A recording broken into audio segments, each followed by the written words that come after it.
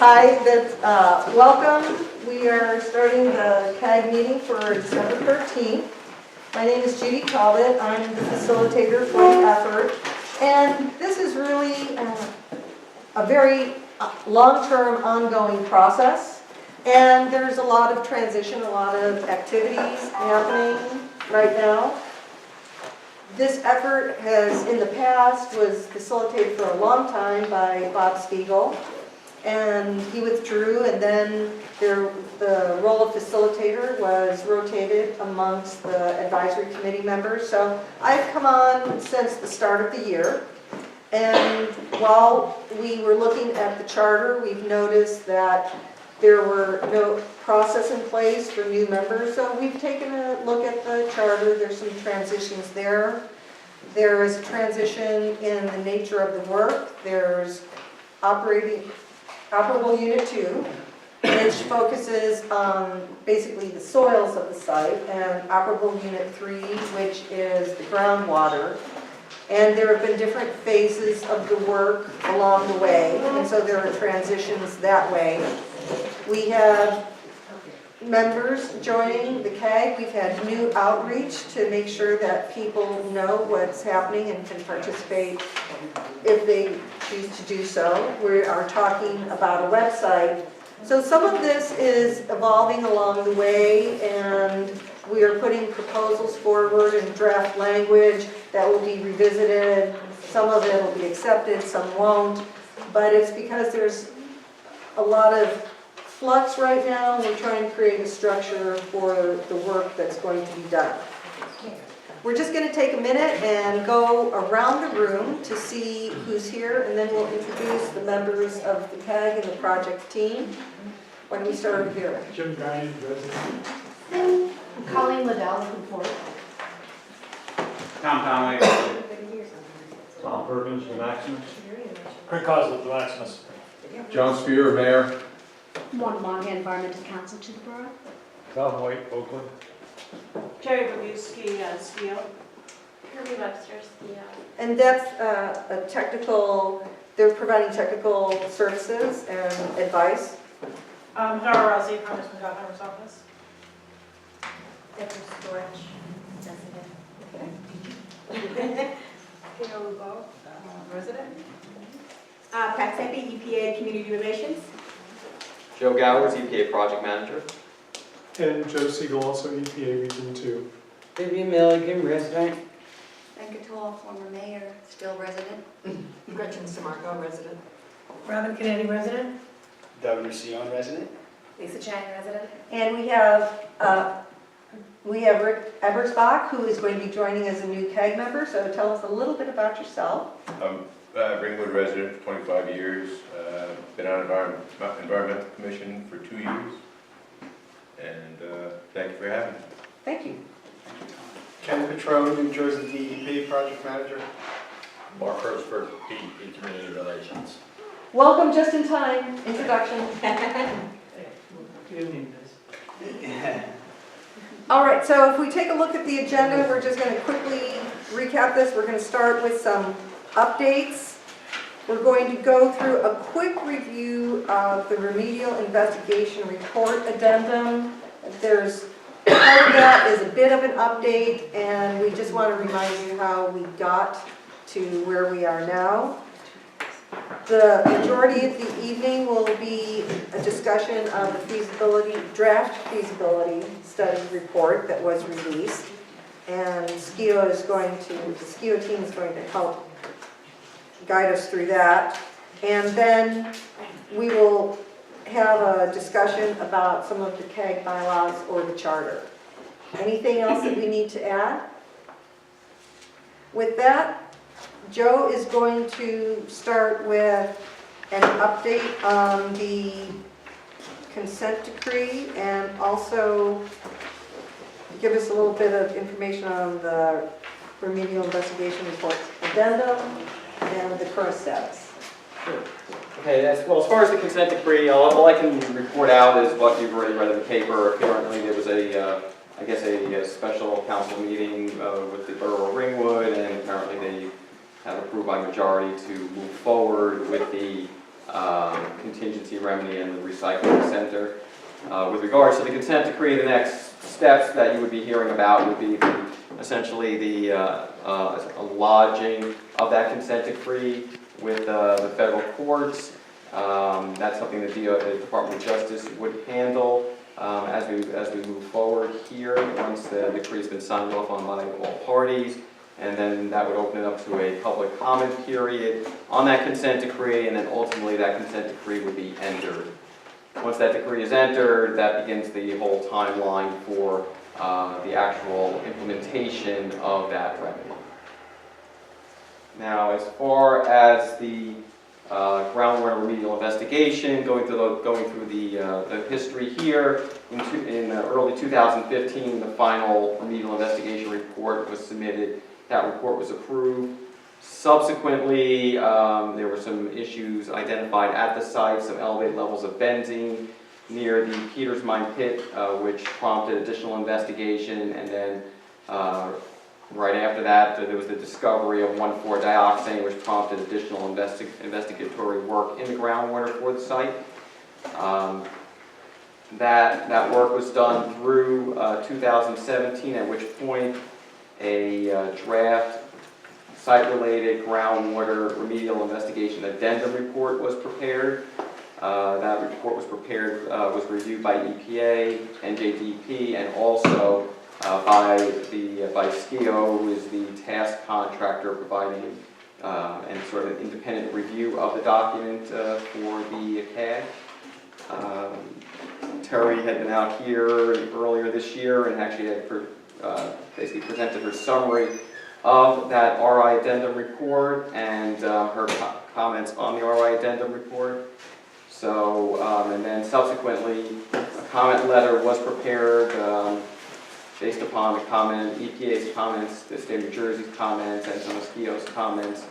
And comment letter was provided to Ford and their consultant, and a revised RI addendum or remedial investigation addendum report was submitted in September of this year.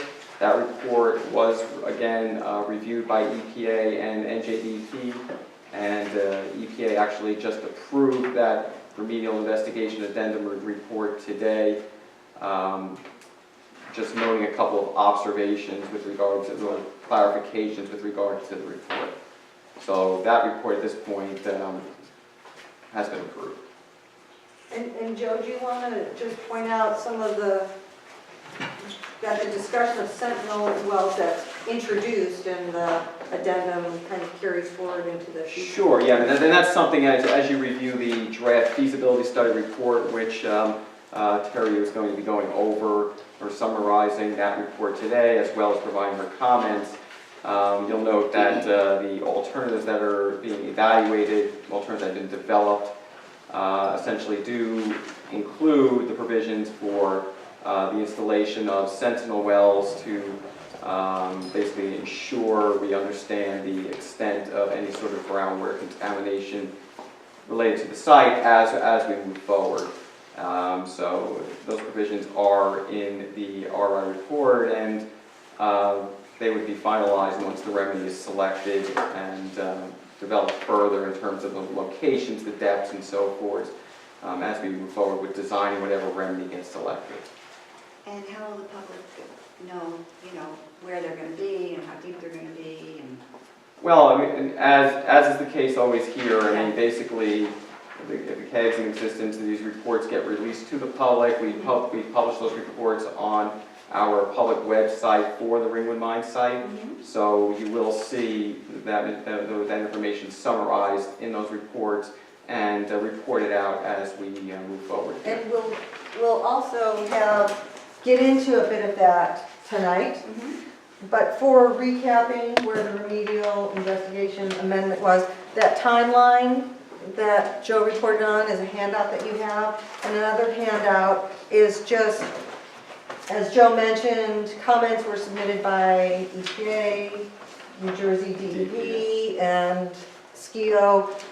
And there is a handout of how the response to those comments, so that you can look at this, and if you want to go back to the remedial investigation amendment, you don't have to search through all of it. Here's the response, and we'll also have some handouts later as we get into the feasibility study. I have a question about the consent decree.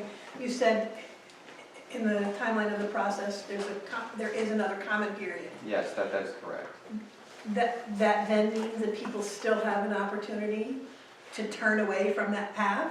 Well, With I mean, comment? again, just my understanding is that, again, as part of moving forward with the legal document, the document will be lodged with the court, which then begins to a public comment period. I don't know if it's 30 or 60 days.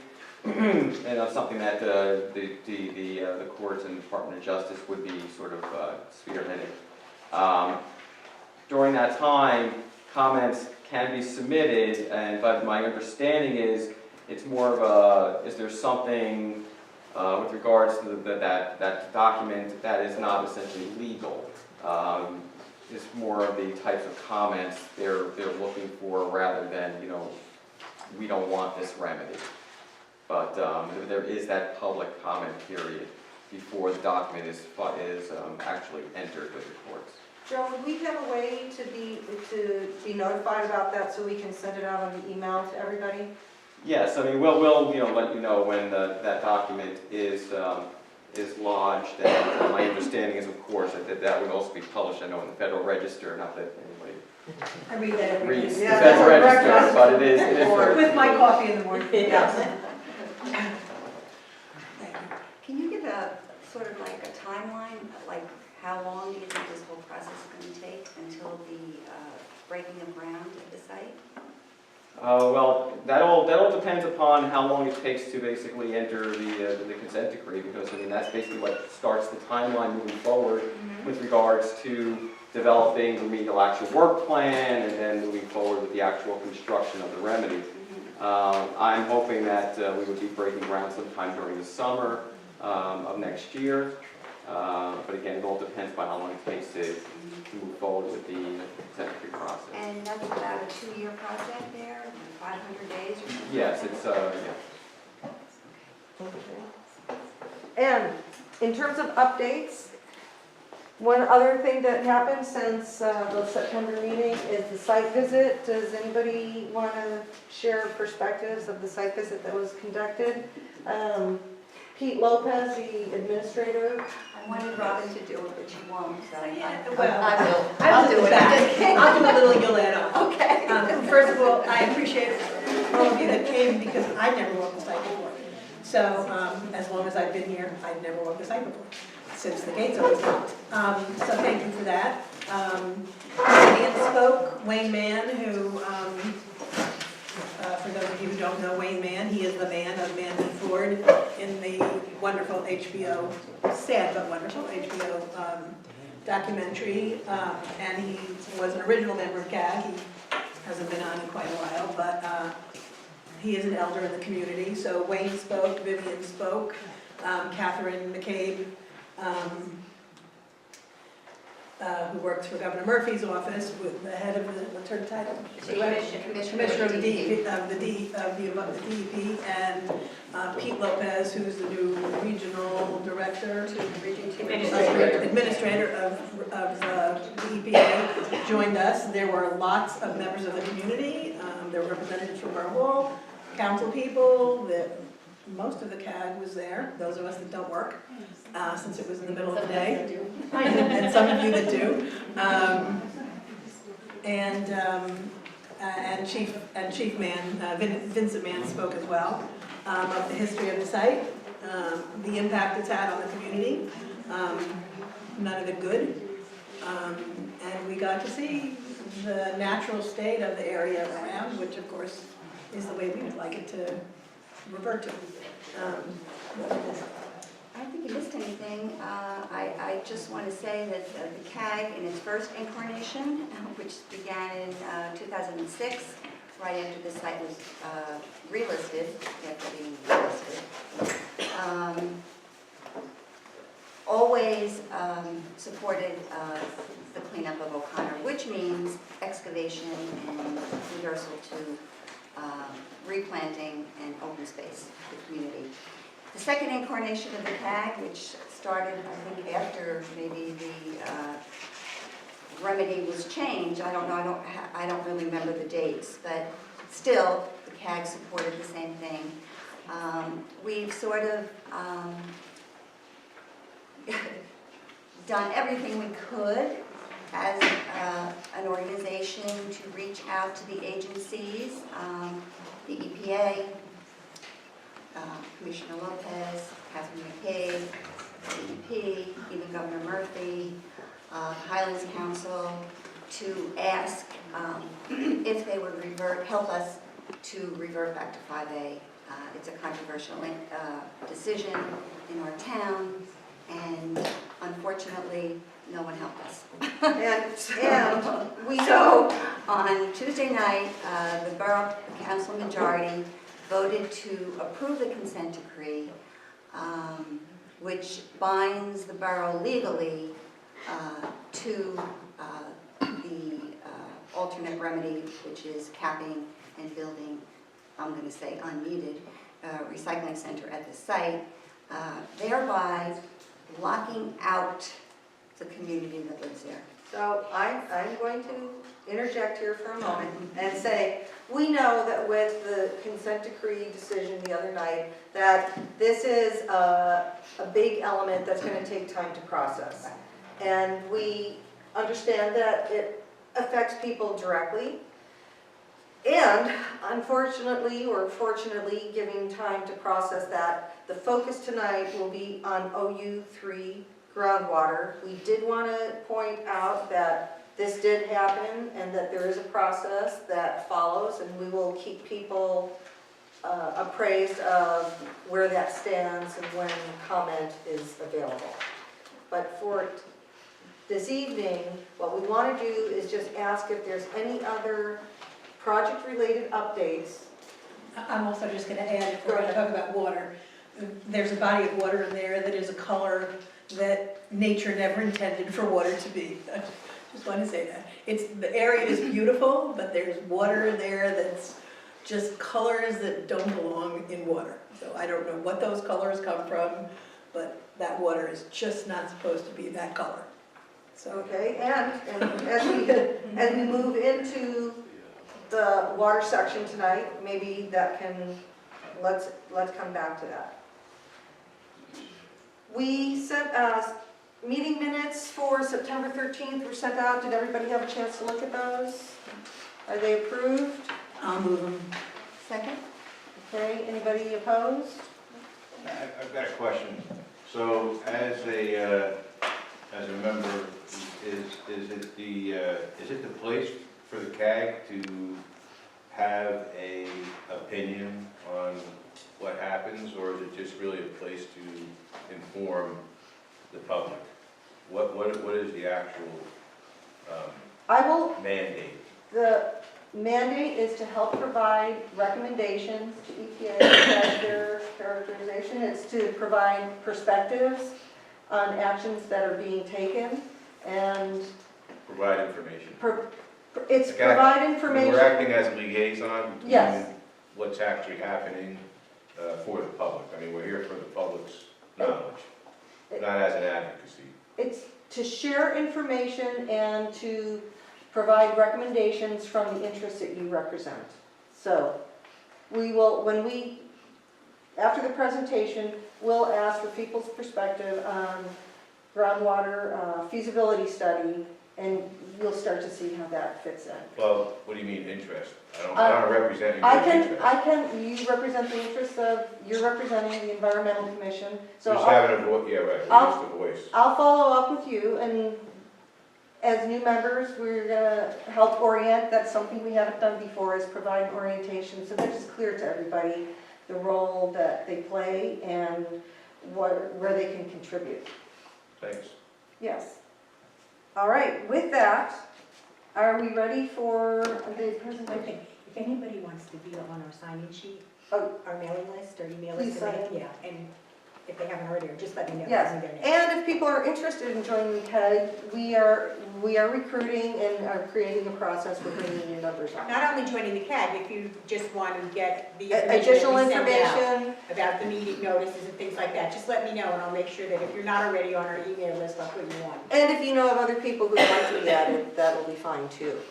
Now, we have the presentation that is often done via PowerPoint, although we have a few technical challenges. And so, does everybody have a copy of, well, there's probably two things. One is the fact sheet. That's a little summary. And then this thing? And then that, thank you, that is the actual PowerPoint. And Terry is going to conduct the PowerPoint via hard copy, so if you want to follow along.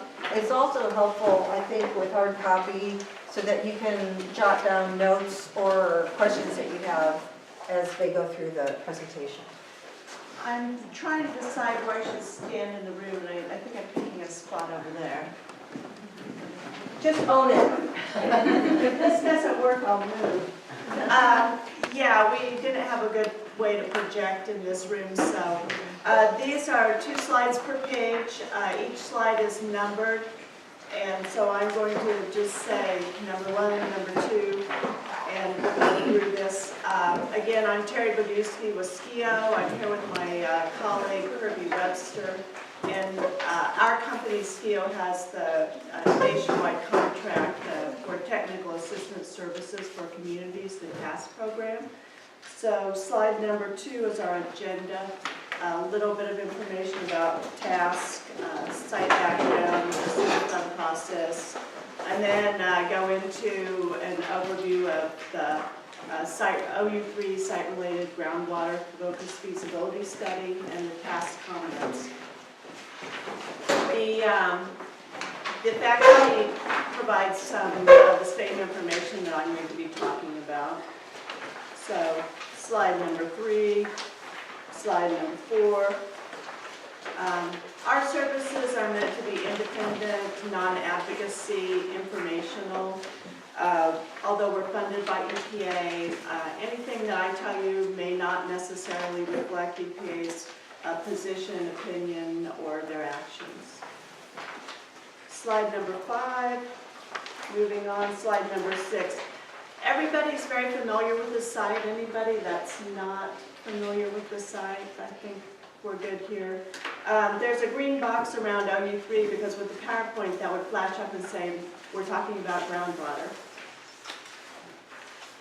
So we'll go on to slide number 7. This is just a map it's from the 2014 ROD Record of Decision, and it's just a map to orient people where are the 3 land areas of concern that are OU2. Groundwater generally flows down valley to the southeast. In the Cannon Pit Mine area, there's a ridge, and the groundwater flows more on one side to the east and one side to the west. And then moving on into the Superfund process, slide number 8. You may have already seen this cartoon in previous presentations and materials, but just to point out, and as I said, I think everybody here is not too new, but a process that's followed, starting with the PASI, the Preliminary Assessment Site Investigation, and then there was a public comment period when EPA proposed the site for listing on the National Priority List, the NPL listing process. The RIFS, the Remedial Investigation Feasibility Study, so we're right there with the groundwaters with the feasibility study that we're going to talk about tonight. And OU2 is, well, then there's the Record of Decision that Joe talked about. And then moving on to the remedial design, remedial action, and then construction completion, that's at the point when your remedy's in place. Whenever a hazardous waste is left on site, there's a formal 5-year review that's required by EPA. So once you get to that point, there will be a review. Is the remedy still protective? Is it operating in the way that it's supposed to? That will continue until at some point EPA determines that there's no longer a risk to human health or the environment. At that time, then EPA could decide to take the site off of the NPL list. And then, as you know, reuse can happen at any point in this process, as long as human health and the environment are protected. Sherry, when you say there's a 5-year review, that's cyclical and it repeats every 5 years? Every 5 years, as long as there's hazardous material left on the site, then there's a formal review every 5 years. That's a required element of Superfund. And that doesn't mean that monitoring is happening every 5 years. It means that someone comes in, usually EPA has a contractor do it, but they come in and they look at all the monitoring reports, they do a site visit, they may talk to people who are familiar with the site, and they'll generate a report that will be publicly available that says, this is what we've discovered. Any time during the 5-year review, if the report discovers that this site is not something's going on here that was unexpected, it's new, the remedy can be adjusted. And I've seen sites where 5-year reviews have generated some additional investigations, some adjustments to the remedy. So, it's not over till it's over. Every 5 years for a limited period, or every 5 years on infinitum? As long as there's hazardous waste that could be harmful to human health or the environment. So, it can go on for many So years. when the plan is to cap things with the hazardous waste below the cap, it's never going out. Therefore, there should be no end. It should be every 5 years. That's Right. right. For a very long time. That's Right. great. And could I ask you, Terry, that when we do those 5 years, we do put notices sometimes in the newspaper or on your town webpage. In this case, because we have such an active group, we would send out everything to let you know when it's going to be done, when you can expect the final report, and where you can find it when it's final. So you'll get all that. And do you notice the residents that are in that area as well? The way we used to notice, because they did used to get notified about that. I haven't thought about it that far. I would do it to everybody on my list. Okay. Yeah, but that's a good point, Robin. I was, think about getting out to everybody like that. Okay. Anything else about the Superfund process? So slide number 9 moves on to the focused feasibility study that we reviewed. And so the purpose of that study is to evaluate remedial alternatives, and EPA is required to consider 9 criteria in their evaluation. Slide number 10 points out that the first 2 criteria are called threshold criteria. A remedial alternative has to pass that threshold in order to be further considered for the site, and that is overall protection of human health and the environment and compliance with ARARs, that is applicable or relevant and appropriate requirements. Those would be like state regulations that are required, and we'll talk about one of those as we go on with my presentation. Clean Air Act, Clean Water Act, federal regulations. So the remedial alternatives need to pass the 2 thresholds. Just back up 1 second. With the monitoring Yes. at the 5-year intervals, during that period of time in between, there's continuous monitoring of the site, or is that not yet to be determined yet? That monitoring will be determined, is it determined in the record of decision? Does it lay it out, or is it in the remedial? Well, I mean, in terms of the, any monitoring required as part of the, it'll be part of the maintenance, O&M, operation and maintenance plan operation, which would lay out the required monitoring that would need to be conducted. So depending on the size. So is that yet to be determined Yeah, I mean, that's yet to be sort of finalized. regarding groundwater? There's an interim protocol in place, right? Yeah, there's interim protocol that's in place, and that was defined in the remedial design report, but there will ultimately be, well, here, There's also the groundwater monitoring, we have another remedy, which is going to take over some of the groundwater monitoring requirements, but there's also going to be an operation and maintenance plan associated with the capping remedy also, which Right. would talk about how things are going to be monitored and how things are going to be maintained with regards to the capping. Yeah, so where are they gonna collect that data from? Like, in other words, if they're gonna review data every 5 years, where are they getting the data from? The operation and maintenance plan that requires monitoring, so just hypothetically say that all the monitoring wells that were required to be installed and will be monitored once a year. The 5-year review would look at all the monitoring over that past 5 Kind of like a years. second review, in effect. Right, right. Okay. And the O&M plan, typically what happens if you saw something really alarming or crazy or concerning, you wouldn't wait for 5 years to, Right, the trend right, reverse. right. You would take care of it as the situation requires. Just a question about the protection of human health and the environment. How is that measured? I'm sure it's measured in terms of, the water supply and, but what is the standard for that? As we move through, I'll talk about that a little bit further, but basically, it's based on an estimate of what the risk is and preventing exposure. So at this site, there's currently, as long as nobody's using that groundwater, so when we're talking about the groundwater, there's no exposure. Same thing as if you cap hazardous waste and the cap is maintained and nobody's coming in contact with it, there's no exposure. So that's minimal, that's considered minimal risk. And so that would be one measurement that could be used. Is there a measurement in terms of the health of the people who are living there?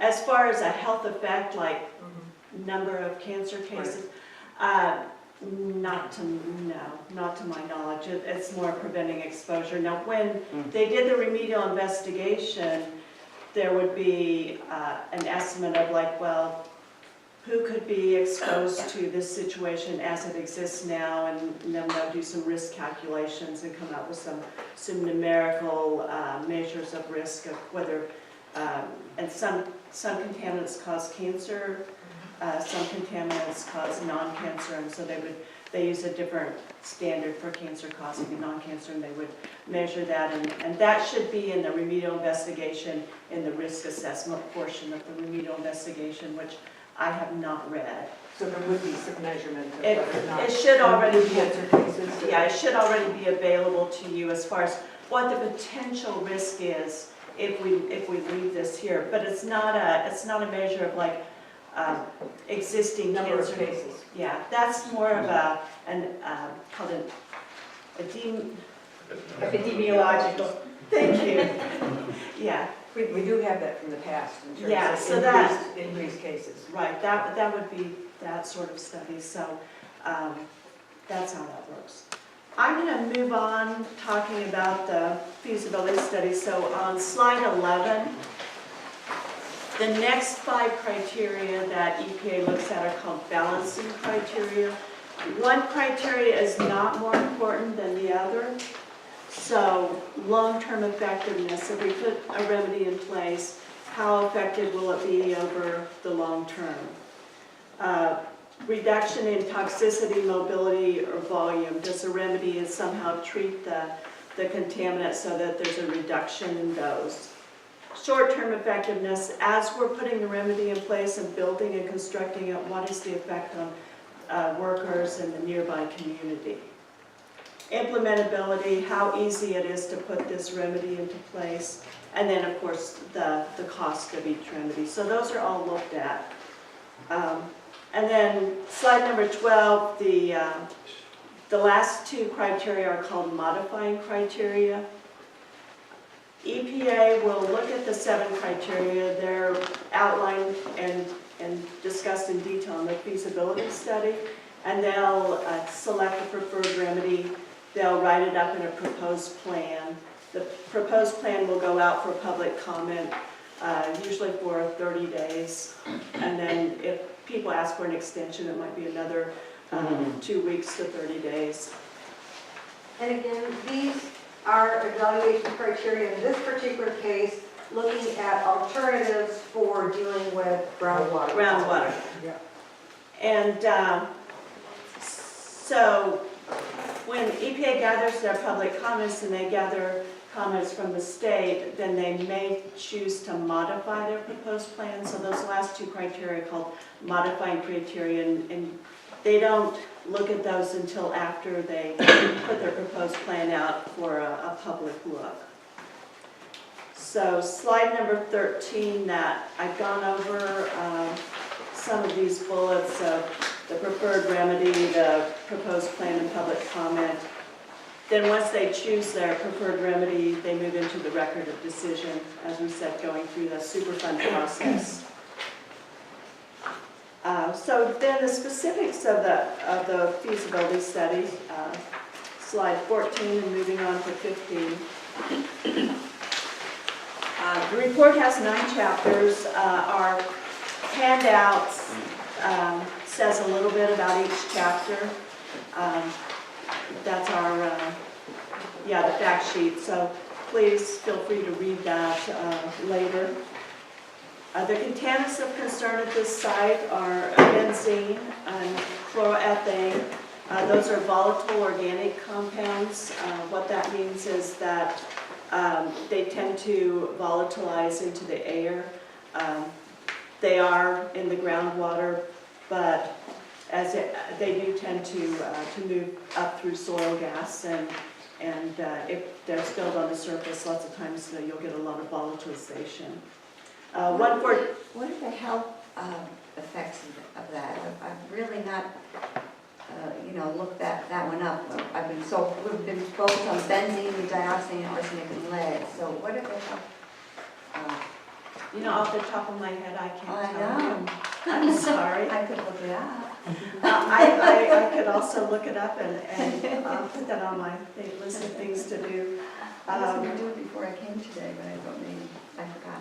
Yeah, I think Because the levels are so high, I thought, what does this do, it's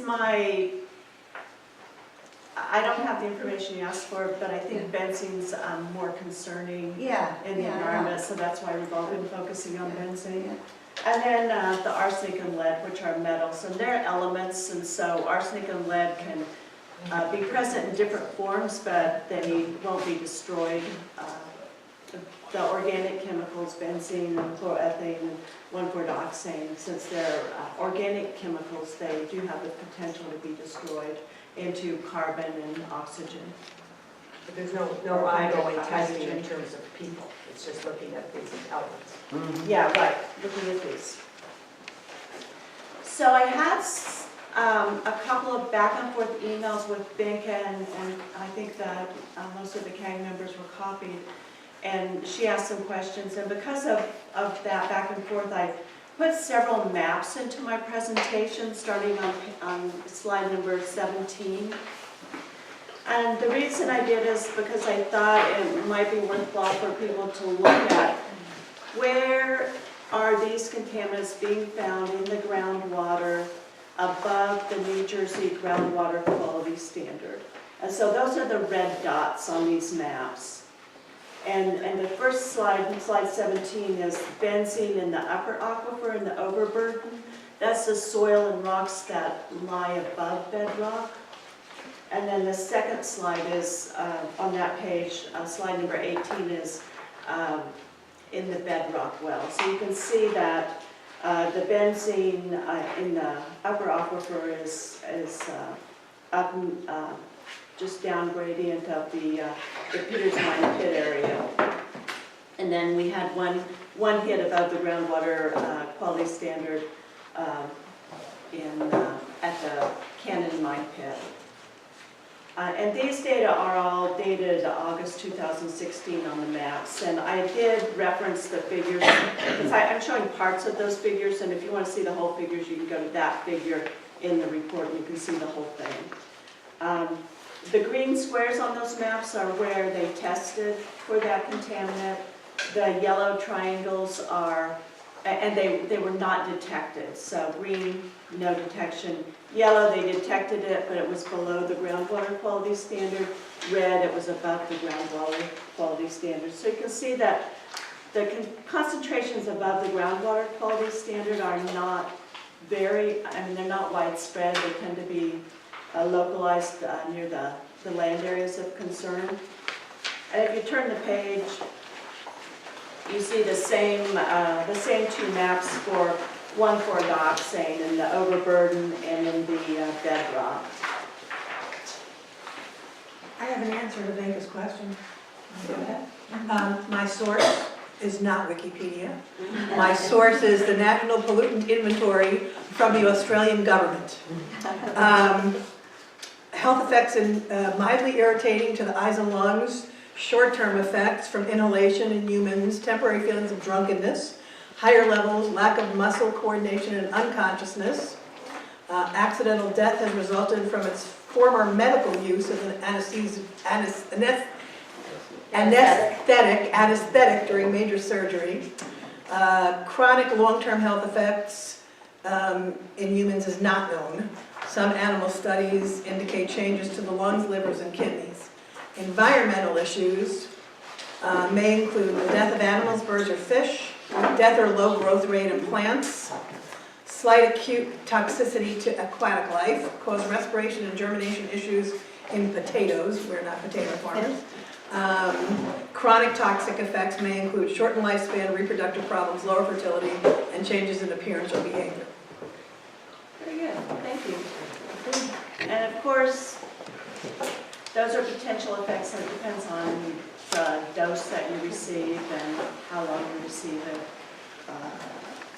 So moving on with my maps, slides 21 and 22 are the arsenic in the upper aquifer and the lower aquifer.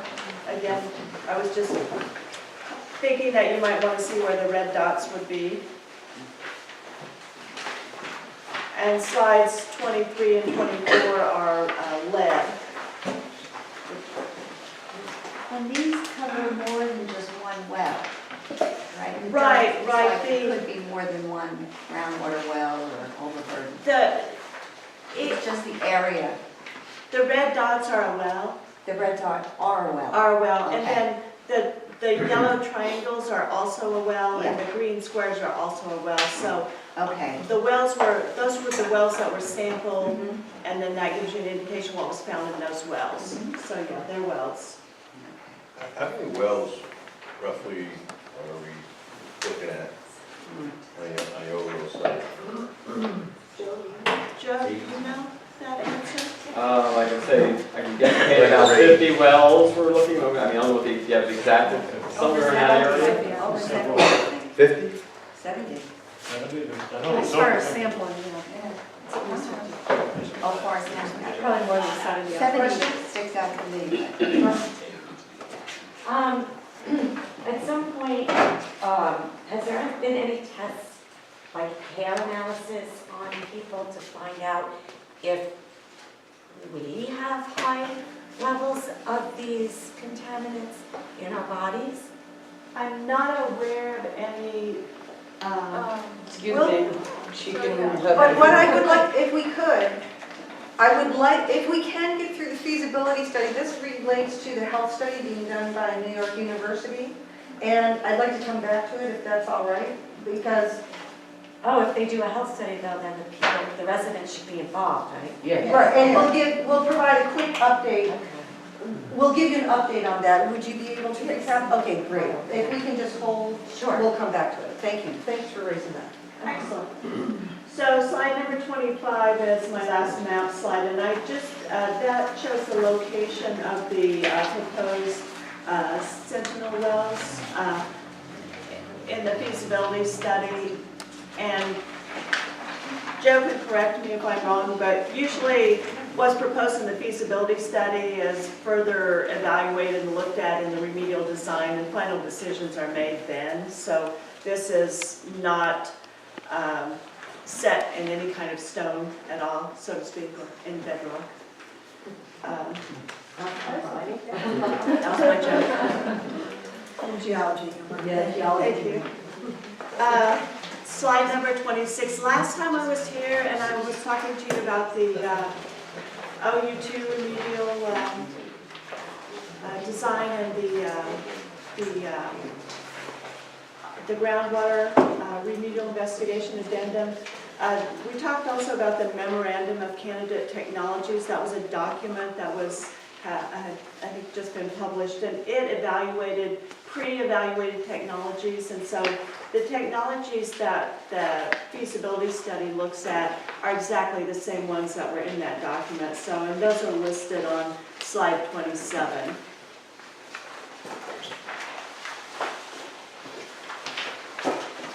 So there are 6 remedial alternatives. The first 3 relate to the site-wide groundwater. So no action. Monitored, number 1. Number 2, monitor natural attenuation with a classification exception area, well restriction area. So that classification exception area, well restriction area is an institutional control that New Jersey requires, so complying with ARARs. We have to designate that this is a contaminated area, we can't put wells here. So that's where that comes in. And actually the no action, number 1, should also put that should be part of that, because it's required if there's no action also, from what I've read in the report. Terry, so on number 2, that monitor natural attenuation, that relates to the volatile organic compounds that will change and dissipate over time. And while that's happening, no new wells go in during that time. Is that, or is that a fair classification of 2, or is it something different? I mean, to monitor natural attenuation is the remedy. So no new wells to consume the water. It might be new wells to monitor the water. Okay. Number 3 is also monitor natural attenuation, but it adds a treatment barrier with the same institutional control. And I'm going to talk about each of these a little bit further, so stay with me. And then the alternative, there were 3 alternatives evaluated just for the air shaft, the PMP air shaft. And that was no action, oxygen diffusion with addition, meaning you would put a chemical down into the air shaft that would produce some oxygen to help bioremediation. And number 6, treatment and closure of the air shaft. So moving on to slide number 28.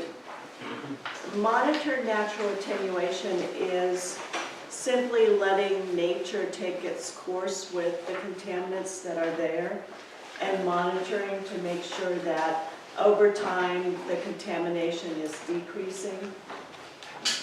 And the way that contaminants may decrease in the environment are by dissipation and dilution. So if you think of a bathtub full of water and I drop a drop of red dye into it, that drop of red dye is not just going to sit there.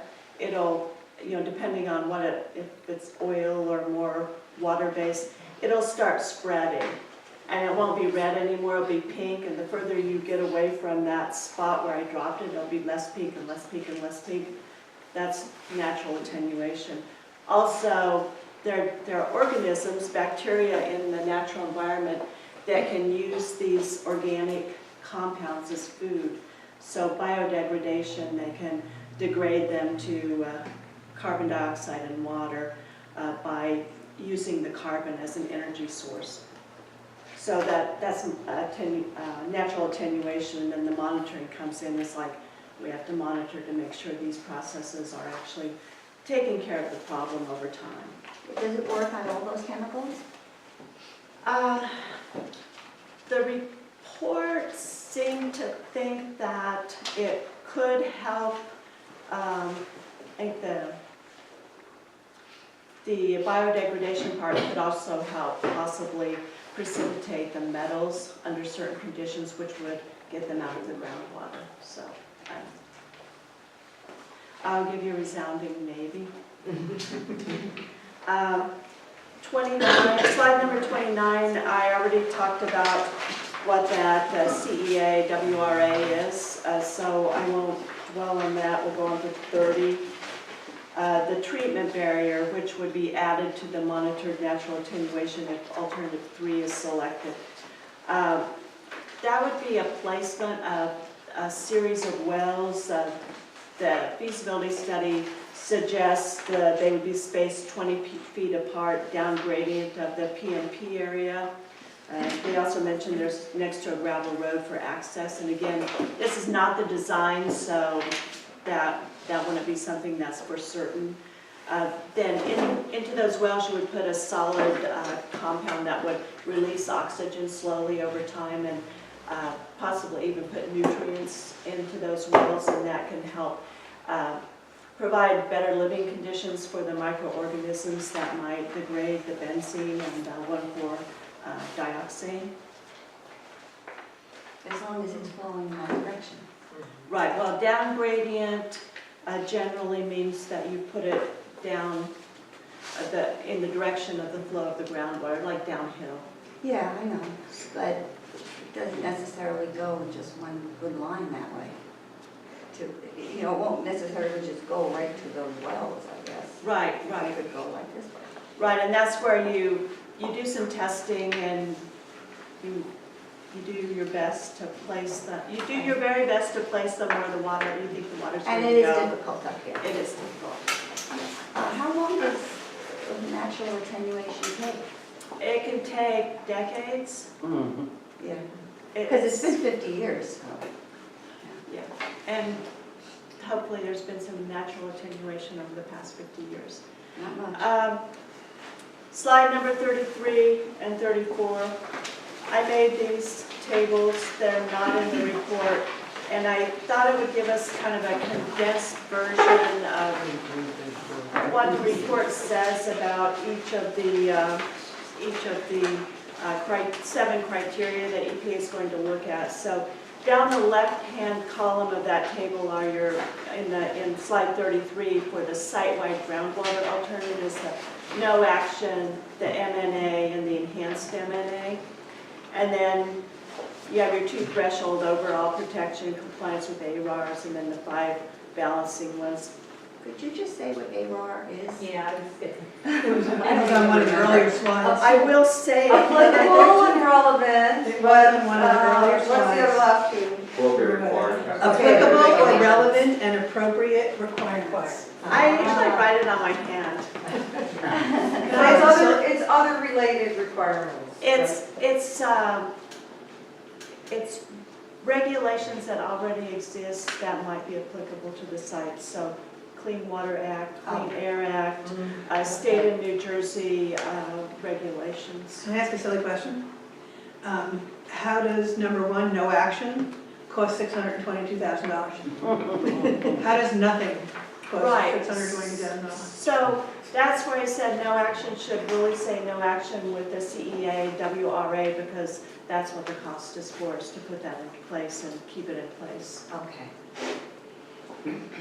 And I'll just give you a minute to peruse those. Terry, do you want to go over slides 31 and 2 on the, I think that Peter Mullen pick? Oh, did I skip those? Yeah, I think you did. I'm so sorry. And while she does, we're not freezing you out on purpose, but the furnace is so loud that we think it will affect conversation here. So when we're finished with the PMP overview, we're going to give you a few minutes to review it while we turn the heater back on. Or if So- people start turning blue. Yeah. So, I'm sorry, backing up to slides 31 and 32. 31 is one of the remedies for the air shaft, and that's the placement of the solid oxygen releasing compound into that series of wells, and then monitoring for possible decreases of the benzene and 1,4-dioxane. And then alternative 6 would be permanently closing the the air shaft using conventional mine technology. The report recommends first placing granulated activated carbon to absorb benzene and a commercial resin designed to absorb 1,4-dioxane at the bottom of that shaft, at the base of it, because the investigation did indicate that the sediments in that area may possibly be sources of benzene and 1,4-dioxane. So if those sediments are releasing those chemicals into the water, you can place the absorbent there and help keep them in that place. Then the closure of the mine shaft would be pumping the water out of it. That water would be treated as required by state law, released somewhere else, and that shaft would be filled up with a grout, a cement-like material, so it would be permanently closed. Does the resin work on 1,4-dioxane? I believe that the resin would work. It would be very similar to the granulated activated carbon. It's a material that has little pores that are designed to capture the chemicals that comes by, and it would be designed to be like an attractant to it. Joe, do you have a better description of that? Or? No, that's basically it. It's designed to basically absorb the contaminants, and it's the resin that would be used would be one that would be effective for 1,4-dioxane. And how long has that been in use? What was that again? How long has it been in use, the resin to absorb 1,4-dioxane? This technology. Yeah, how long has it been? Well, resin's been used for a long time, but Oh, yeah, in terms but of, I know but in terms of 1,4-dioxane. 1,4-dioxane, well, there have to be also have to be studies and documentation indicating that the resin that's selected is believed to be effective for absorbing 1,4-dioxane. So it's a pretty new technology for 1,4-dioxane. Well, I think it's been used before for 1,4-dioxane resin. I've heard carbon, there's been issues with carbon, sometimes it absorbs it and then it re-releases it. So that's why carbon in itself would not be something that would be suitable for the 1,4-dioxane. Re-releases after? Well, that's what I've heard from where it's been used at other sites as a polishing step. They've had issues with it being absorbed and then all of a sudden bubbles coming back up later. So that's why they're proposing to use a resin here Right. for the 1,4-dioxane. In which you'll monitor to see if it's working. Well, yeah, clearly. I mean, there's any of these remedies, there's going to be a monitoring plan to basically see what's going on in terms of groundwater levels. We're trying to see when our warming activity will come up. I just have a few, so let Okay. me just finish. All right. And then we can do Q&A after that. Okay. All right, so we're back on track. We're back on track to slides 33 and 34. 33 is for the site-wide groundwater. 34 is the P&P air shaft. And I've just kind of tried to pull the very bare bones salient point of what the report says about each of these categories. There's not dramatic, really dramatic difference.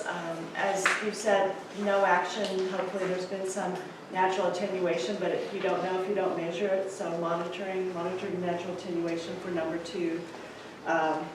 Enhancing it may help the process go faster in the areas where you put that treatment.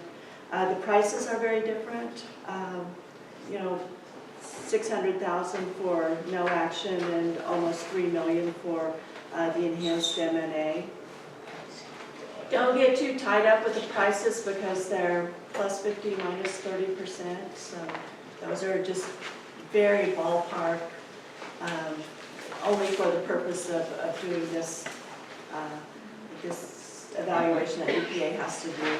When you're injecting whatever they're going to be injecting into the water or the wells, or how long does that, is it a one-time injection? Is it an ongoing, how often does that happen? You, with a solid oxygen release compound, you would put it into the wells and it would release oxygen over time. So what you're really trying to do is just to get the bacteria that best degrade these chemicals are organisms that use oxygen, need oxygen. So you're trying to get them to grow better, and so they're there, so that they will do the degradation. That's something where you would treat the wells periodically. They're doing, it's different because it's not a biodegradation, but at a Superfund site near where I live, they're doing a chemical treatment to oxygenate, and I think they retreat it once every 1 or 2 years. So that would be something that would be decided in the remedial design. So I don't think anybody can give you an answer now, but it would be an ongoing. That's what I was wondering, yeah. But I have a question about the water in the shaft. Should I hold off? I don't mind. Why don't we finish? Yes, that's fine. I think everybody wants to warm up, so Yeah, I'll finish. go ahead. We'll warm up, and then I think there might be time for questions afterwards. We're going to have time for questions, and we'll hear an update about where EPA's comments are, so. I just wanted to point out that from these two tables on slides 33 and 34, those costs are additive. So if you selected, number 2 and number 5, then the two costs would be, it would be an additional cost to do the work in the air shaft. And the reason there's no cost for no action for the air shaft is because that institutional control would have already been in place. And so there's no additional cost to do nothing. That's everything. I had a few comments, and they are both in both handouts. The comments that are in the fact sheet are written in more depth than the ones on the slides. Just want to point out that we review and make comments for the CAG. We do not submit comments on behalf of the CAG to EPA. We don't expect an answer from EPA. That's a conversation that needs to happen between the CAG and the regulators. So moving on to slide 37. We noted that the report referenced 2016 EPA fact sheet in stating that the groundwater is not used for potable or domestic purposes. Usually I see we surveyed, and maybe the fact sheet talks about the survey, so I didn't see any details, and you just might want to confirm with EPA that's still the case. Number 38.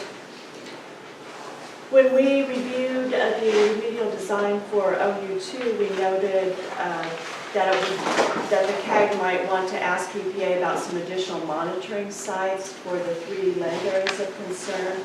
The focused feasibility study adds all those sites to their suggested monitoring locations except for one, and that's the first one listed on page 38, RW9A, so we're kind of bringing that up again. And then there was a seep that seemed to have more hits of contaminants than another seep that was going to be monitored, so we thought you might want to see if that could be looked at. An additional well down gradient of OB17 seems like a good idea to us. And then you may want to talk to EPA about if those new Sentinel wells that are put in and sampled, if there are any of the contaminants of concern in those wells, could the plan include going further down gradient, putting in more Sentinel wells so you know that where, so that you can be sure that the contaminants are not moving off site.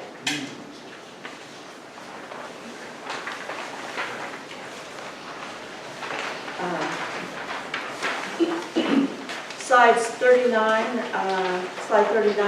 it was just unclear to us, in one part of the report it seemed to say that OB18 was included in the monitoring plan, another place it said it wasn't included, so you may want to confirm that it is included. Then slide number 40, the enhanced if the enhanced monitored natural attenuation treatment barrier is selected, you may want to ask EPA, how the commercial additives to get the microorganisms robust, how they will be tested, and then also maybe ask if an appropriate bacterial culture to biodegrade 1,4-dioxane could be tested also. It's not real clear that the natural bacteria at this site will degrade 1,4-dioxane. The report said there's evidence that benzene is being degraded, and I think it wasn't real clear that 1,4-dioxane is degraded by the natural bacteria. The thing about bringing in a bacterial culture and adding it, sometimes they don't do really well against the natural bacteria that are already here, so they just die.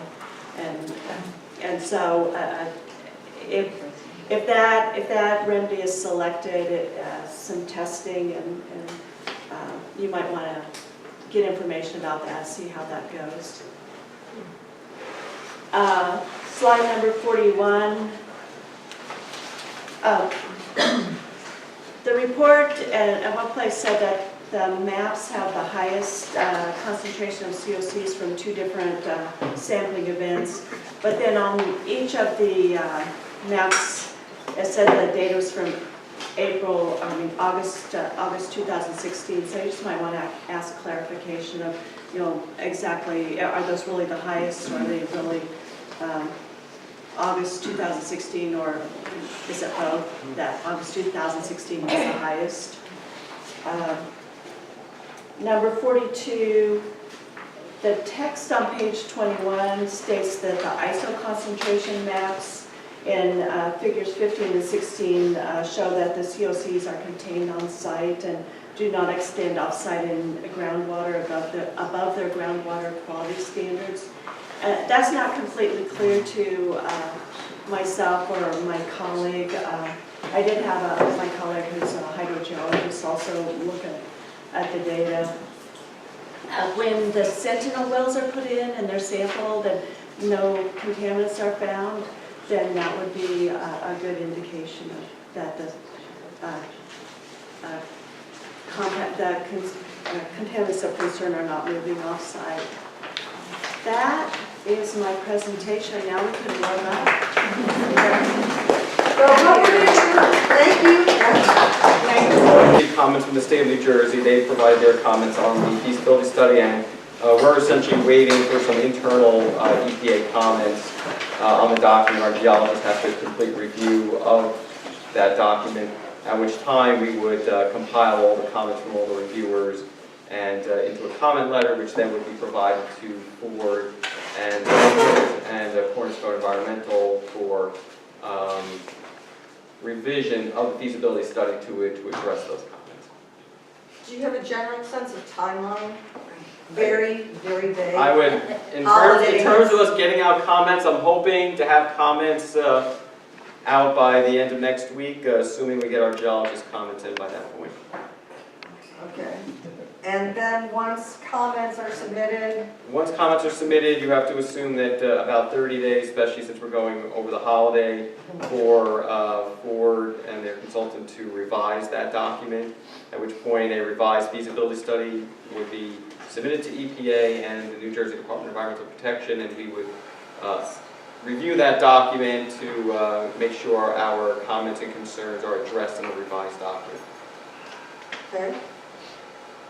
So at the earliest, probably end of January, maybe going into February. In terms of getting a revised document, yes. Okay. And would that be only revision, like the process is like one time?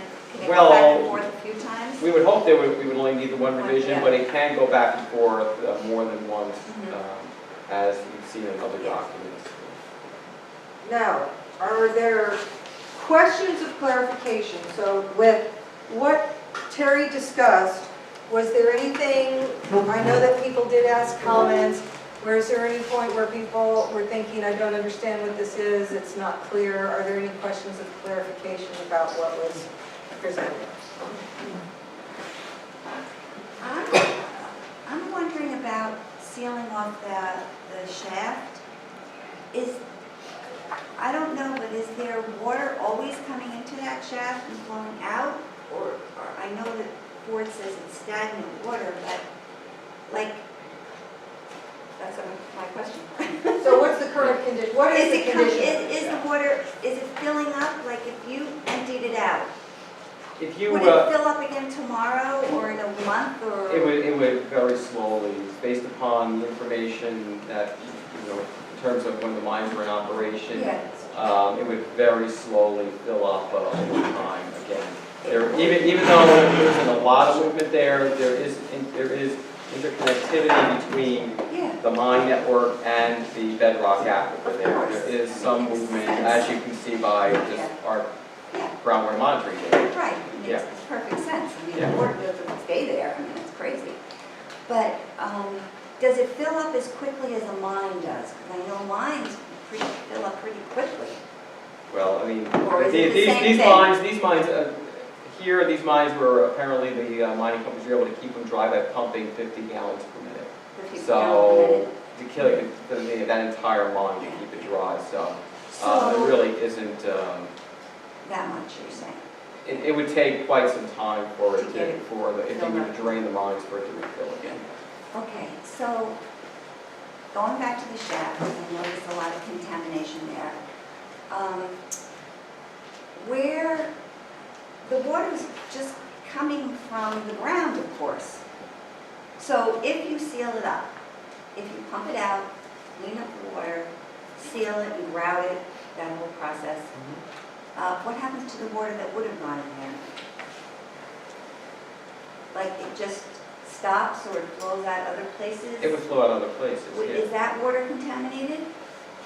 I mean, are you asking me if there's other water that's currently in the mine contaminated I know. other than the air shaft? We really don't know. Right. I mean, because there's really, I mean, how do we get down there to? Right.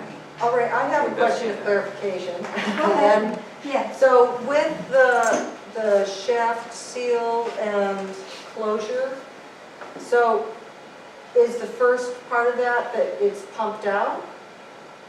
Mhm. That's part of Okay. the closure would be that water would need to be removed from that because you're going to be displacing it anyway Okay. when you try to Got seal up the shaft. Okay, thank you. Right. And that water will be treated, That water would be treated and discharged. discharged back into the ground. It would be discharged, yeah, into So the that's ground. pump and treat basically, Well, there. yeah, it's basically, it's treatment, you know, as But I we do just any keep sort of thinking, water what's that's going been to happen to dewatered. the water that is in the ground, possibly contaminated? How are you going to, I mean, it always finds places to go. I mean, what are you going to do there?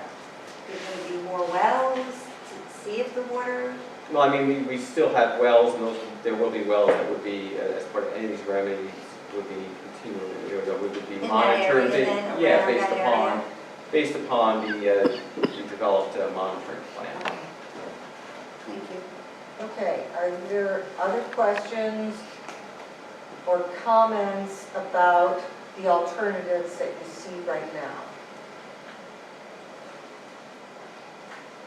And after we provide opportunity for the CAG, I'm going to open it up so that anyone, if anyone has questions, I mean, we want to make sure that people's ideas are expressed or questions are answered. Let me ask you a question. You're going to seal up the mine, so you put stuff down the mine instead of the water. Am I correct? That's how it's going to be Well, that's one of the remedies. One of the remedies is to basically treat and then seal up. And how is it going to be sealed up with cement? Yes, that's basically what you're going to do. So if you keep pouring cement down there, I didn't know that it's going to go all, like, in other words, the mine Well, that- is quite deep. Is it really going to go all the way? Well, I mean, the intention is not to have it flow into air, you know, down into all. It's really just to seal the air shaft, and that's why I believe they propose a quick dry, a quick setting cement initially, and then a slower setting cement as you move up the air shaft. So you want to basically put some stone, quick set, so it seals up down there, and then they. But every shaft isn't going to be sealed. No, every shaft will not be sealed. It'll just be the air shaft that will be sealed. About how many feet down? That's 230 feet is the air shaft. No, but how far down would the cement go? Well, ideally, the cement would just be in that area, within the air shaft. It wouldn't be flowing all down through any sort of the attached But shafts. the shafts that aren't sealed are gonna have water in them. That's correct, and they'll still And that's have gonna water be in them. contaminated water. It may be or it may not be. I mean, it may be contaminated, we don't know because we can't, possibly get down there So and I don't get it, what's the point of sealing if you can't possibly get down there to pump the water out? Well, what's the point of about leaving this, instead of just leaving the shaft wide open and, No, well, the point I'm making is that if you leave it wide open, then you can pump out the water as the contaminated water. But if you seal it, then you can't get to the water anymore. Correct? Isn't Or the, am I missing something? isn't the shaft where the high concentration is? the shaft is where, it is where the higher concentrate, or the high concentrations at the bottom of that shaft, but what she's indicating is that, clearly, we have a whole monitoring, whole shaft network here, which is flooded, and there's only one opening to get into that network, and that's the air shaft. She's concerned about the water elsewhere, and the question is, whether or not there could be contamination elsewhere in that flooded network, and the answer is there potentially could be. However, in terms of investigating that, how do we essentially investigate something like that? So this So is part we of the pros investigate and by cons. putting monitoring wells down gradient of the shaft network to see whether or not we have anything coming off on that shaft network. The purpose of sealing the shaft, you have to understand that one of the premises here is that we think that this shaft is providing a conduit for the contaminated groundwater to come to the surface and discharge. So if they seal the shaft, that prevents that migration pathway from continuing. But if it's There's a a hand migrate, behind you too, Joe. Yeah, excuse me? There's a hand behind Oh, you too. okay. No, I mean, you are correct. I mean, there's still the potential that if there was anything in the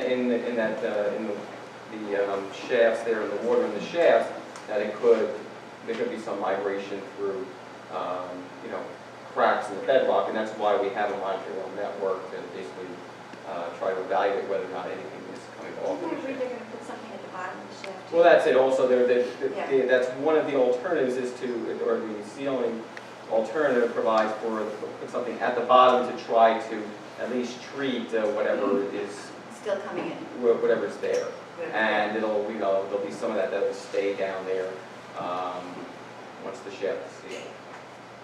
Any questions? I was just gonna summarize that you're looking at it as like a sealed bottle. Like, here's the bottle, there's the opening.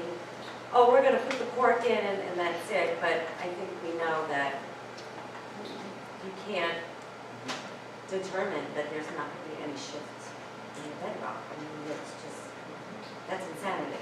It's like saying our the big ice things never gonna melt, Yeah. But anyway, I digress. There is new technology. What happens when, I just saw this thing on Chernobyl, and they're designing these robots to go where no man can go. And so what happens, let's say 5 years from now, whatever, like, there's new technologies, can we use that? I mean, can the capping even be, okay, for now, keep it stable, keep it safe? Is there an open door for, now we have this new technology, is there an open door for us to really get rid of it? Keep in mind, any remedy we select here, I mean, we're going to keep coming back to reevaluate that remedy and make sure it remains protected.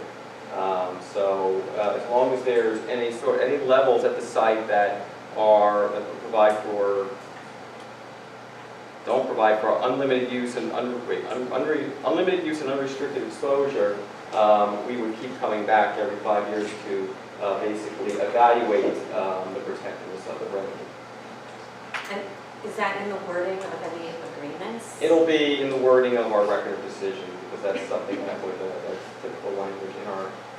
So these new technologies would only be used if there's other things that are detected? Well, basically, if it's determined that our remedy at a later point is no longer protected, then we would look at ways to basically make it protected, to make the situation protected at the site.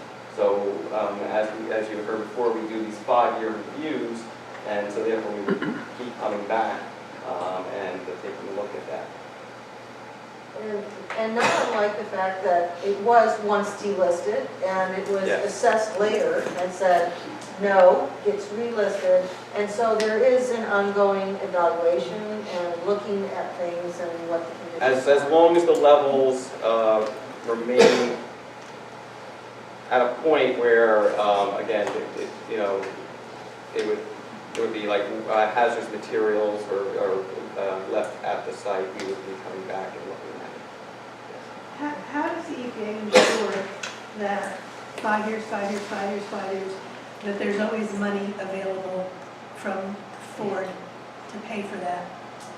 Well, I mean, we enter into agreements with the PRPs, like the consent decree we're currently negotiating, which provides for the performance of work at the site. I mean, do they file performance bonds in advance to cover first? I mean. Well, there's financial assurance requirements in any of the enforcement agreements that we enter into with the potentially responsible parties. Because years ago, I went through the list of all the car companies that have gone out of business in America. Mm-hmm. And so, not that I'm wishing ill on Ford, but one never knows with tariffs and whatever, what happens to any industry. Yeah, So, so I mean, flying cars might get invented and always- Ford won't have one, and boom, you're out of business because now there's flying cars. They're probably gonna be the first team. So, And also, so that's my worry, But that the there- base and of also Ford is not there's- available for There's us. Superfund sites that are being cleaned up where there are no financially viable, potentially responsible parties. Then where's the money coming from? That comes from basically the tax code. Okay. At the end of the day. Definitely. Bingo. But, you know, The again, general as is the taxpayer, case not with the Ringwood taxpayer. any potentially responsible site where we have potentially responsible parties doing work, we do enter into agreements for that work, which do have financial assurance requirements. In case there were, Nothing lasts forever.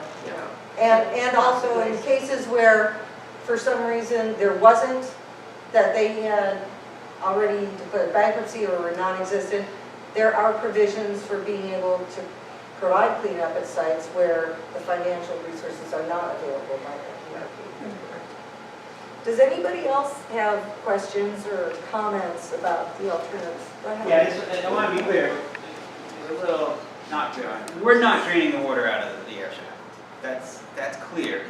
The only amount of water they would drop is if I drop a pebble in that bottle. They want to make sure that the water is displaced by the pebble gets removed. So we're not talking about going down 180 feet and draining that water. You're talking about putting a plug at the bottom and a plug at the top to stop a potential pathway. The pathway's coming from deep within Earth. We don't know what's pushing that water up. So the idea of thinking that you're going to put a plug on top of the air shaft and that's going to stop a pathway is just going to create a new one. Okay, let's pause. So is that characterization correct? Well, I mean, basically we are, in terms of removing displaced water, that is correct, but there we are basically talking about sealing up the shaft, so any water that would be displaced would have to be removed and treated and then discharged. Okay, so that's part of it. The other part though is the displacement going up the whole 235 feet, or is it a part that's About just... 16 feet. So that's the question, is what's the depth of displacement? I think that's what you're getting Yeah, at. I read that. I didn't write it down. I think it was like in the 10 to 16 feet. Frank, can you confirm that? No, we're filling it. You're filling it, right. Full air shaft. Filling it, so The whole air shaft. So whole 180 feet. 235 feet. It's 230 feet. it's all in it. Okay, so this is why we asked for clarification, because a lot of moving parts. If you read one thing, we think we've got it clear in our mind. So the displacement is for the 235. And thank you very much for raising that, because I don't think we I was wrong. But you clarified it, and now everybody has that understanding, and so thank you for bringing that up. That's the way, that's a perfect example of how it works. Okay. Anything else to add on to this?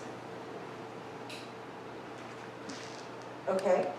Thank you.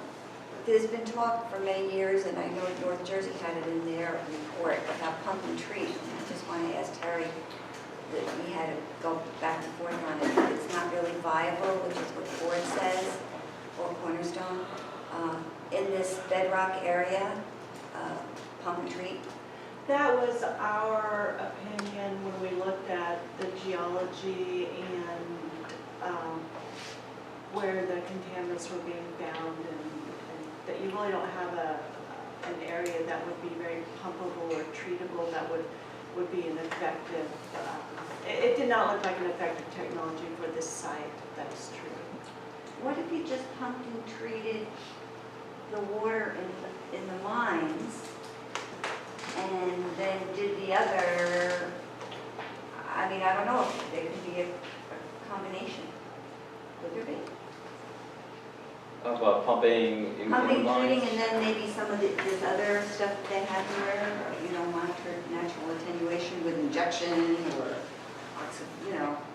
I mean, again, you know, you could have potentially a low-level source that still remains down the mines, and you could be basically pumping forever also. Right.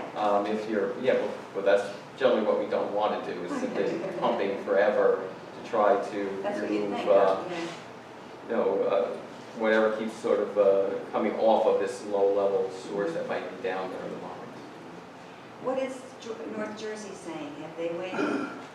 No, I have not heard from North Jersey with regards to this document. Have they seen all this? I assume that they have. I can verify that. Thank you. Okay. So with next steps, as you review the document, if there's other comments or questions that come to mind, Joe, do they go to you? They can always reach out to me if they have any comments or questions with regards to the document. I just wanted to ask about the Ringwood School, because I spoke to the Board of Ed, I called the President of the Board of Ed, and the Ringwood School is fully on well water. They're not connected to town. So, I don't know, Ken, are you going to ask that there's for more monitoring or more regular monitoring of the well at the school? It's No, been, no. Private supply well, that's up to our water quality group. They set criteria of how frequently and what constituents those types of wells would have to be sampled at. So that's not in my program, that's in the water quality, water supply program. I mean, we could find out what their monitoring requirements are for that particular well. That would be good. It's probably similar to, you know, what happens at, you know, at the borough wells, you know. It may or may not be. It all depends on how those wells are classified, you know, whether, and I'm not an expert on that, Yeah. whether it's, you know, non-community water supply, Right. community water supply, all those various classifications determine how often it's sampled and what it's sampled for. And that comes out of our water supply group. But we can find out, That would be good. not So- an expert. Is I'm taking note of action items here. Is that a question about what would be the monitoring requirements for potable The drinking? Hewitt School well. Hewitt, HEW. Because you did mandate this one testing of the private wells in the area, right? We asked Ford to go out and do a well search and sample any supply wells within the vicinity, yes. Okay, and that's the first time you ever did that in all these years? I don't know, I think it might be, I'm not sure. Okay, thanks. Now, in separate or related to the monitoring is in the feasibility study. Pages 71 to 75, it talks about the network of the monitoring wells and the new ones that would be added. I did print them out, so might save people from, here, pass these around, down. This just describes the new monitoring locations to be added to the monitoring plan.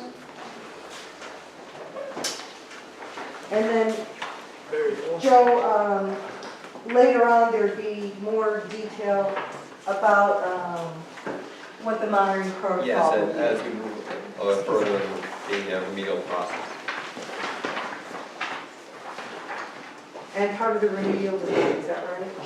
Yes, we would see more detail in remedial designs and things like where exactly they're screened and the depth they're screened at. That's something when they're before we install the well, they drill a borehole and they do some geophysical testing to determine basically where's the best place to put the screen, where the fractures are, and so forth. Okay. Any questions about the feasibility study? So the groundwater and the surface water, like how would you distinguish between those two terms? Well, I mean, surface water is basically the water that's flowing in open streams, brooks, lakes, and groundwater is basically water at or below the water table. So you've been looking at flows and like how do you determine like the flow of the groundwater? Basically, by putting in a number of wells and measuring the level of water in those wells, you can determine which direction the groundwater basically is flowing. So in terms of flow volume, what are like some of the parameters that we're seeing? Is it 50 gallons, 1,000 gallons? Like how what's the volume of groundwater? Is that like the rate, what's the rate involved? Talking about the rate of movement of the groundwater? Yeah, so like if we look at Park Brook, just for instance, okay, it's got X number of gallon per minute flow, okay, so that's over 24-hour period, it's gonna fill up a certain volume. So in comparison, what are we seeing, what's the actual ground? Well, groundwater moves very slow. I mean, you're basically looking at like a foot a day, or somewhere in that range in terms of movement in groundwater. So it doesn't move when you're dealing with these types of aquifers the way like a river moves or a brook flows. So that's basically what we're looking at. So it's kind of like a spongy movement. Yeah, I mean, it's a very slow progression, typically when you're looking at groundwater in this type of, we deal with overburden or typically with fractured bedrock. You're not seeing, materials flowing like a stream. I mean, you might see that in different types of other types of geology, like karst geology. You might see more karst where like limestone and you have underground rivers. It could be a little bit different, but here it's very slow moving. I once heard comparison to fractured bedrock as if you see a broken windshield where everything is in a million little pieces and you've got paths between the pieces of the windshield, but it doesn't flow easily. And regarding the gradient, the flow of the water, is while there's trends, when SCIO did the assessment of the remedial investigation report, one of the things you were talking about is the certainty is that because there is fractured bedrock, it's not predictable. Do you just want to give a very quick recap? Yeah, basically, water is always going to flow from an area of high head or high pressure, and so it's going to be affected by gravity and by elevation, and so when it depends on in that location what's driving the water flow. So when you have fractures going in different directions, you may get water going in this direction to a fracture, but then overall, as they're connected in a local area, you know, they kind of join together and you can determine the general flow of direction. And it doesn't mean that every particle of water is going in that direction, but generally you're going to get a flow from high head to low head. So it's complicated because just like when we talked about at this CMP site where there's a ridge in the underground, and so the groundwater flows to the east on one side and to the west on the other side. It's flowing from high head to low head. Oftentimes the groundwater will flow in the direction of your topography, so it'll go downhill, but not always, because you might have pressures that are causing it to flow upward. A natural spring is a good example where water's flowing from downward to upward into the spring. I don't know if that helps. Does that help people understand that there's general parameters, but you can't tell where every flow of water is? Yes, but it doesn't mean that the geologists don't know anything, and you know, the water could be going here, there, and it does over time. It generally will keep doing what it's doing. Really heavy rainfall, really low rainfall might change things a little bit, but putting in the monitoring wells, looking at the depth to the water is, you know, that's a way to say, well, we're flowing in this direction. So they're not making this stuff up, I guess is what I'm saying. But there are complications. Yeah. So it is last fall, we had a geologist who's an expert in our geology in this region, who's a professor at Rutgers, come and give a presentation to the CAG specifically about our geology here and the way that the groundwater flows, that I'm pretty sure you still have a copy of floating around that we could also make sure that you get if we would like some more information. Yeah, to take a look at it. Redundant in some sense, but Right. what are we, in depths, like, what are we talking about where we have a migration of water? Is it at 100 feet, 200, 300, 50? Is there, you know, a particular, you know, gradient where the water is? I mean, in terms, I mean, basically, yes, all depths. I mean, basically, you're going to get, as you go down, you're going to get water. Generally, the rock gets tighter here, so you're going to get less fracturing and probably less water the further you go down in the aquifer, based upon the information that we have at the site.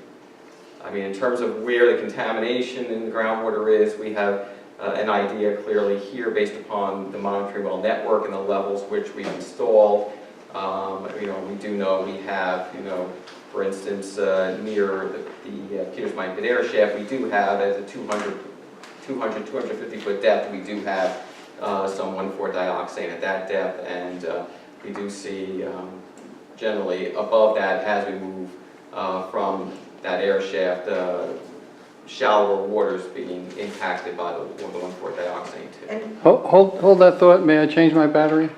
sure, right. So now we're going to be closing the CAG meeting tonight with a recap of the NYU health study, because we've had some questions raised about the health and how you measure impacts to people in the community.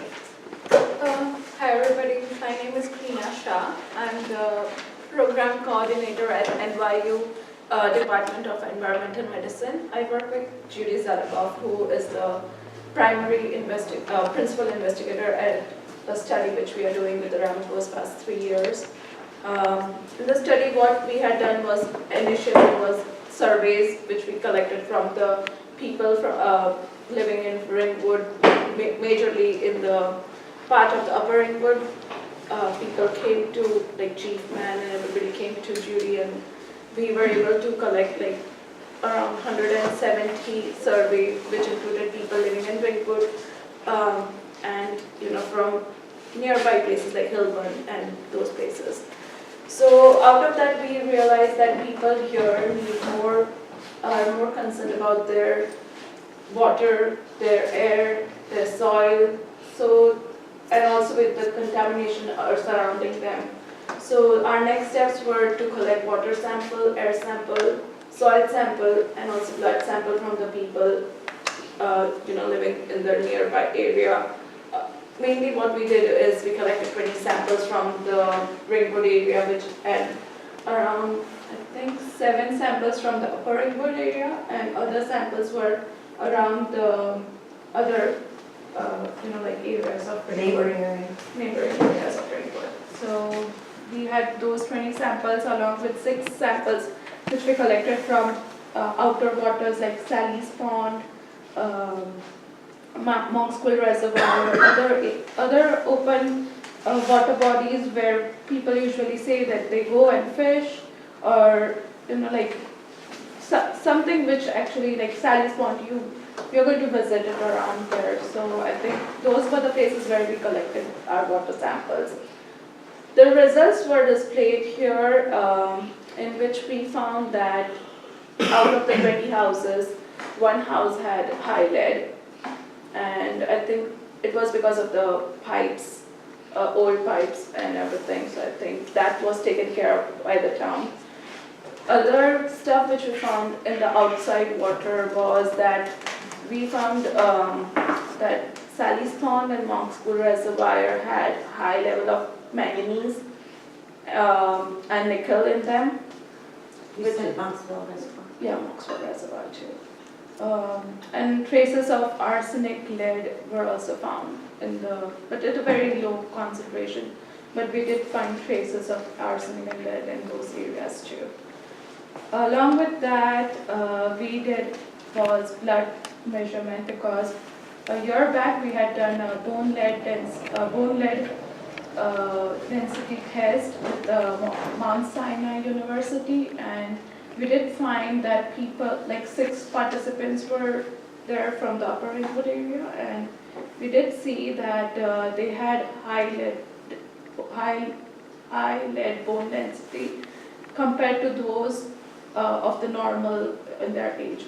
So they had a bit higher levels. So we did blood measurements. The blood measurements usually give us the results of the current exposure. So luckily we didn't find any significant raise in any of those, like lead, mercury, arsenic, and cadmium. Those were below the detectable levels for all the participants who participated. There were around, I think, 17 of them who participated. So we recently did soil sampling too, and the results will be, given out to the community soon. So this is what we have done right now. So This, I don't live that far, from here. So, I didn't grow up in Ringwood. My daughter has. Oh, okay. So there's. Yeah, do let us know. You can contact me. I'll give you my card too. Because I think we had a good widespread of. We did go to CAGs before to announce that we are doing this stuff. So I'm not sure. I know we should have publicized it more. Well, that's another thing I was going to talk about. It's just Go the citizen. I'm a concerned citizen, but the way the information gets out is it's not consistent. It could be overwhelming. A normal person would be like, Charlie Brown. I feel it needs to be in layman's terms.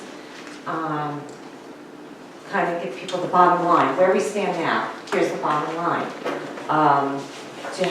If you'd like to have a sample, we're looking for participants to do this study. I never knew any of this. We did have citizen science. We did ask people to participate, and actually people themselves did go out and collect the water sample. This is the first time hearing of it, though. And if it wasn't for Doug, I wouldn't be here right now either, because I didn't even know about it, to be honest. Doug actually helped pretty much with the water sample. I think, I just, as a parent and an educator, you know, my daughter, she's so proud of Ringwood. You know, she brings friends home to enjoy our town. And I think if it was more on their radar, that I think this is a new generation that we really need to tap into. You know, Doug's a few years older than her. My daughter will be turning 21. And she's got a big group of friends, and they, you know, from Ringwood. And I think it's a resource that needs to be tapped into, but done in a way where it's user-friendly. Thank you, and that is a great seg, because the one thing that we, you know, the content really drives our meetings. We were, as the time allowed, we would have moved into the charter, which we'll be able to get to. But one of the things we're looking at is a website. There have been websites in the past, and it's a question of whether we build off the previous one, but to make information user-friendly and to have one-stop shopping where people know that there's a place that they can go to get information, get updates, and share, you know, what is the outreach method to let other people know about it. One more thing though, this should be a whole course at Lakewood. I mean, this is where they live, this is history, this is pertinent to their world now. And I mean, it's you know, civil rights, it's everything that could be incorporated into a lot of different disciplines. And I would say that anytime you have an environmental site like this one, questions about, or a natural resource issue of any kind, the question is about the education, where does it come from, you know, water.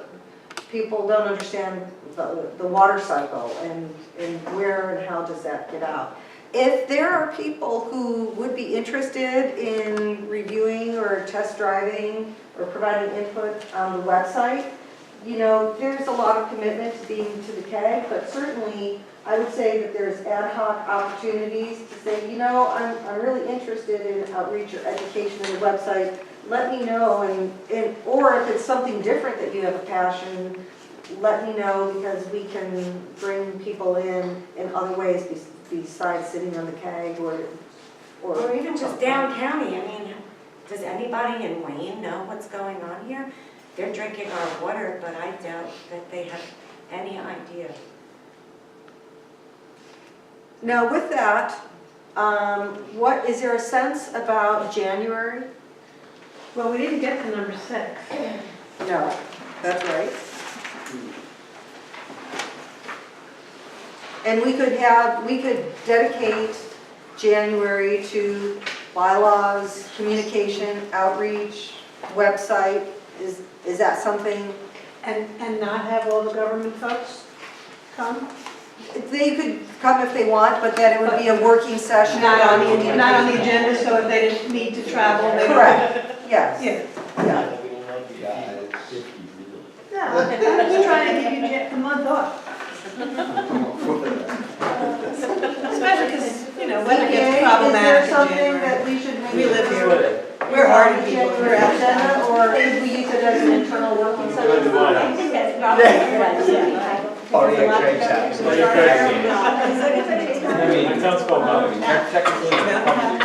We still need one voice, just a second. Right. Joe said we'll probably be in the process of revising the feasibility study, so that's something that we have to do internally before we get it back to you again. So this might be a good opportunity to work on the charter. And Robin, we love driving here 2 hours in the snow. And I'm just always thinking of you, Pat. Pat may need to come anyway.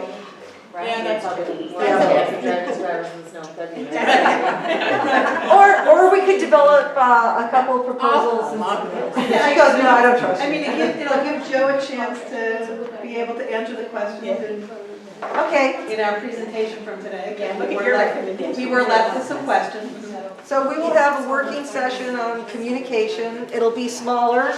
it will be noted, you know, we'll post it, we'll email it, anyone. This would be a good example, is that if you would like to be kind of a work group member on a particular topic, we'll be dealing with communication next time around. And with that, thank you for video recording this. Oh, and that meeting, did we say that? That's January, what is that? Oh, January 10th. 10? January 10th. And if we have a smaller group, it will not be recorded because this will be a working session. And so we'll be able to turn on the heat because that won't be an issue. Right. Thanks, everyone. Have a good holiday.